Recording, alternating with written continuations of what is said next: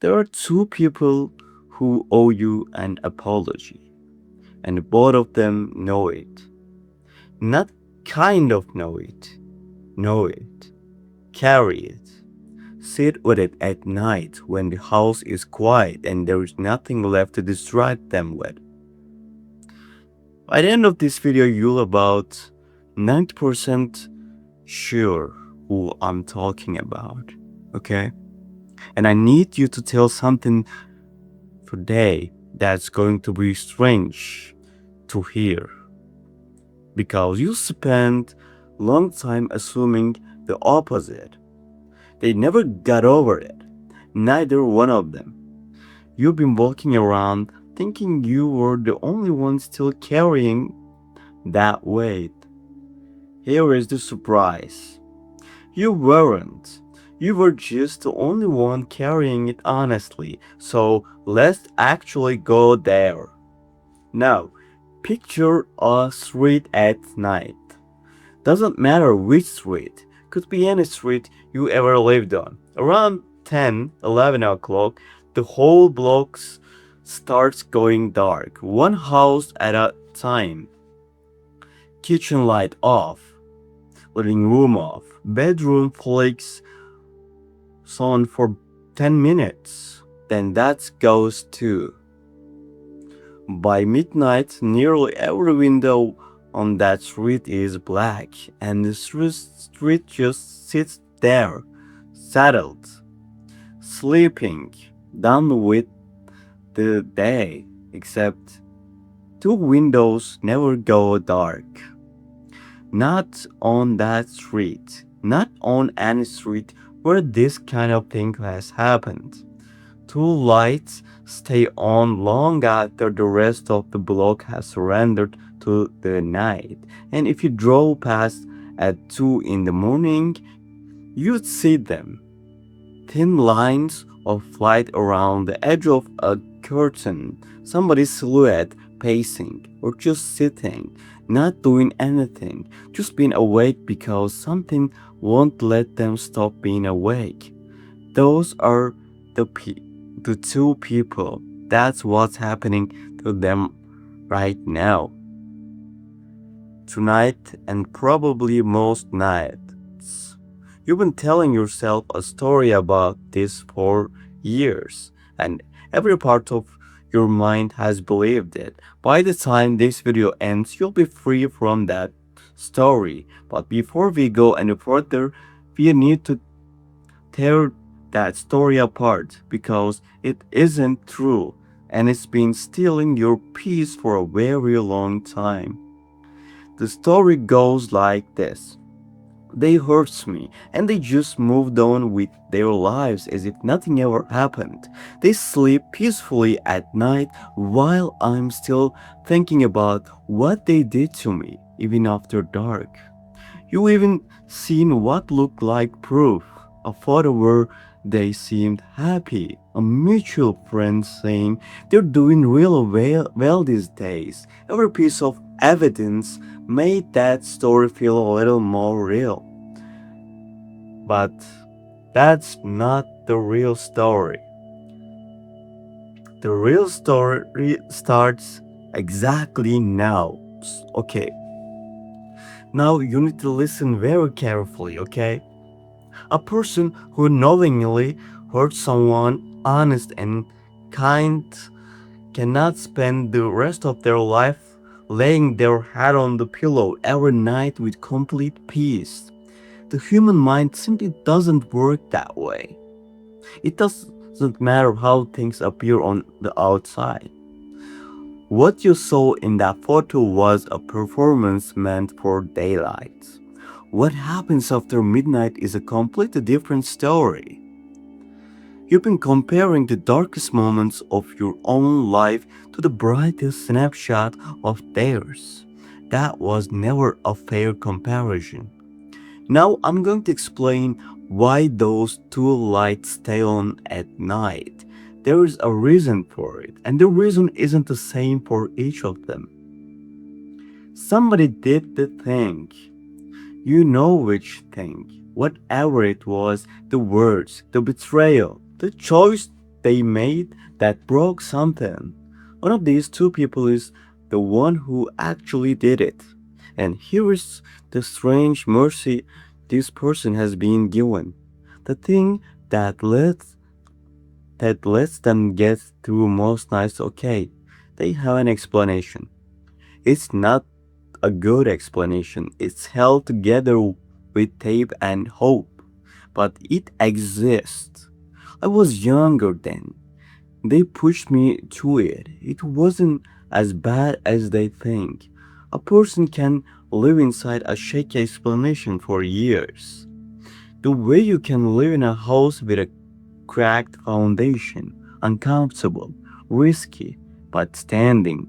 The second person has no explanation, and that's exactly why the window is the one that stays lit the longest. Because the second person didn't do anything. That's the whole horror of it. For them, they were right there.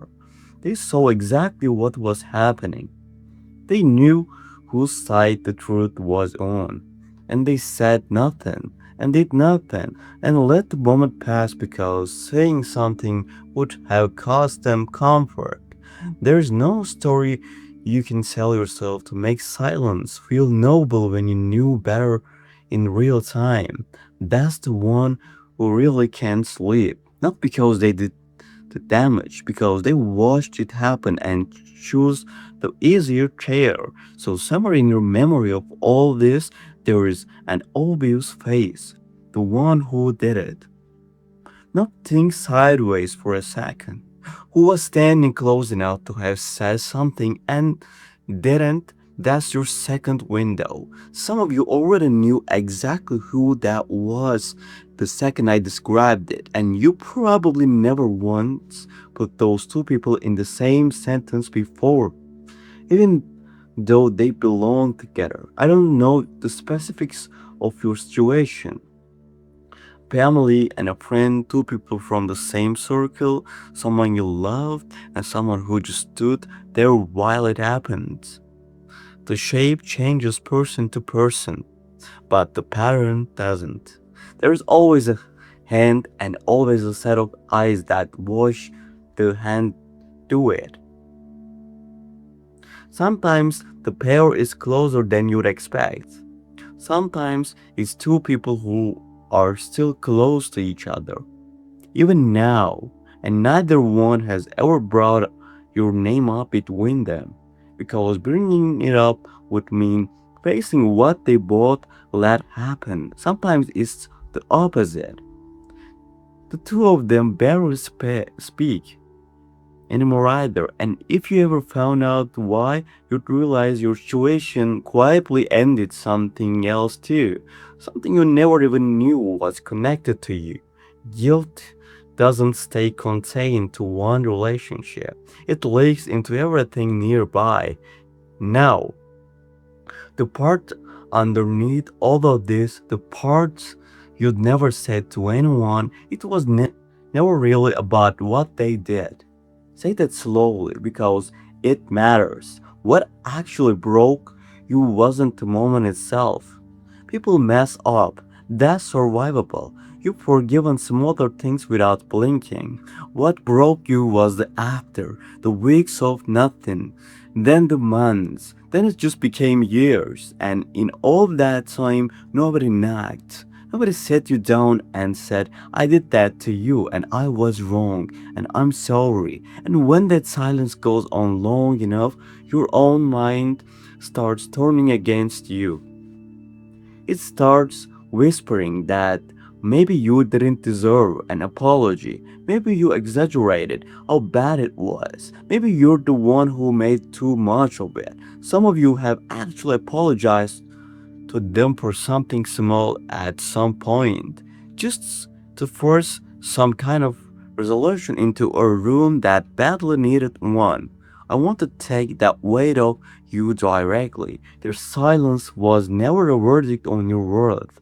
It was never them deciding you didn't matter enough for the words.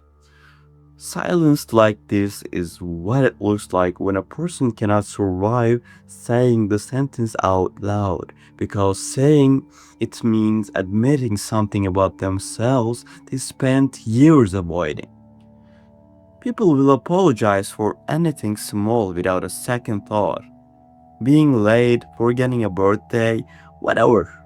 What people can't do is apologize for the thing that would force them to see themselves clearly. That's the role. It was never about you being unworthy of the words. It was being unwilling to meet the mirror those words would hold up. And think about how much easier the small stuff comes to them. If you ran into either of them tomorrow, they'd apologize instantly for sleeping on your foot, for showing up 5 minutes late, or anything with no real weight to it. Words come out fine when nothing's actually at stake. It's only the true thing that gets stuck in their throat, because the true thing is the one that caused something to say. And notice something neither of them has ever done, not once, in all this time. Neither of them has come back and told you it didn't happen the way you remember it. That would have been the easy move. Deny it, argue it, rewrite the story in their favor. People with a clear conscience defend themselves loudly and immediately. These two didn't. They went quiet instead and stayed quiet for years. That's not innocence. That's a confession delivered entirely through absence. Here's what time actually did to that guilt, because it isn't what people assume. Time doesn't wear guilt down the way it wears down a stone. It does the opposite. It stacks. Every year that goes by without the apology gets added on top of the original thing until the depth isn't just what I did. It's what I did plus everything I never said about it since. That second part grows heavier every single year, and by now, for both of them, the not saying sorry has become a bigger weight than the original moment ever was. That's why it's frozen. The apology owed today is a much bigger, much scarier. Think, think the handover than the one that could have been handed over back then, which is exactly why nothing ever gets handed over. A debt that grows every year eventually gets so large the person carrying it convinces themselves it's better left unpaid than partially addressed. That's not logic. That's just what a cornered conscience does. It stops trying to solve the problem and starts trying to survive it, one quiet night at a time.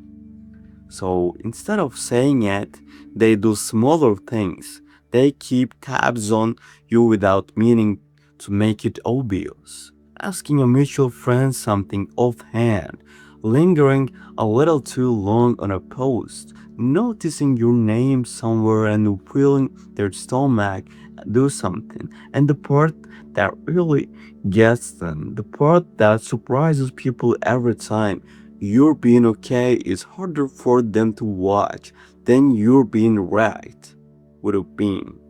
If you'd fallen apart, they could have told themselves it was inevitable, that you were always fragile, that nothing they did really mattered that much in the end. Instead, you got quieter for a while and then you got better. You revealed something steadier than what you had before, and every sign of that is also a receipt for exactly what they threw away. Both of them have written the apology somewhere they never sent it. In their head, in a car, in the shower, typed out in a notes app and deleted before it could be read. That drop exists. It existed for a while. They're not deciding whether to say it anymore. The decision got made a long time ago, quietly in their own conscience. What's missing now is just the nerve. And nerve doesn't show up on command. Some of you have already gotten a small signal and didn't recognize it for what it was. Guilty people rarely open with the real thing. They open with something tiny and deniable. A random text about nothing, a like an old photo, a hope you're doing well. It's no follow up. You brush it off because it was too small to mean anything. It wasn't nothing. It was someone tapping softly on a door to see if it's locked, testing the wet water before they're brave enough to actually swim in it. Now look at what you did instead. On your side of all of this, while they were pacing behind their lit windows, you didn't wait for the apology to start living again. You grieved it properly, got quiet for a stretch, felt what needed to be felt, and then you built slower trust, but real trust. A steadier version of yourself that doesn't need the words to keep functioning. That's rare. Most people freeze exactly where they were hurt and build an entire identity around the wound. You didn't do that. And here's the part that's saying the most about who you actually are. You had the ammunition to end both of their reputations, and you never used it. You knew things. You had the real story, the one people would have believed, and you kept it to yourself. You protected their names in the same conversations where they never once protected yours. That's not weakness. That's a kind of integrity that's getting rarer by the year. There were probably moments you were tempted. A conversation where their name came up and you could have said the true thing and watched it land. A room where you had ever cards and could have played all of them. You didn't. Not because you were scared, you were weak, but because you decided a long time ago that you weren't going to become the kind of person who needs somebody else's downfall to feel okay about your own life.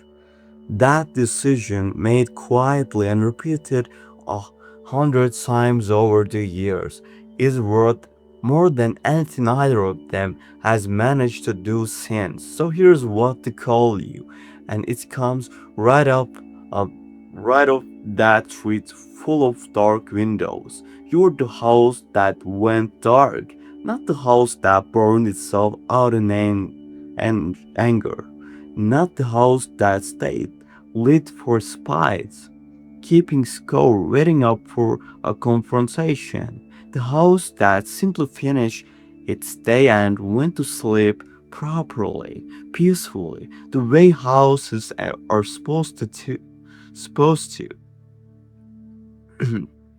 While two lights on that same street stay stubbornly on, yours went dark a long time ago, and that darkness isn't emptiness, it's rest. It's sign of somebody who settled their own account without needing the other two to settle there first. So here's the one thing worth doing with all of this, and it costs nothing. Forgive them before either of them ever knocks. Not because they earned it. This isn't about their timeline, it's about yours. One of them might eventually find the nerve. If that happens, you'll know exactly what it cost them to get there. The other one might carry that lit window to the end of their life and never once turn it off. If you wait for both of those apologize before you let yourself rest, you're handing two people who already took years from you take power to take to rest of them too. Forgiving them doesn't mean reopening anything. It doesn't mean handing back a key or an invitation. You can wish two people well from a distance without ever letting them close again. And that's not coldness. That's a peace you paid full price for. So picture that streets one more time. Every window dark except two, still burning at 2 in the morning, still pacing, still turning over something that never got said.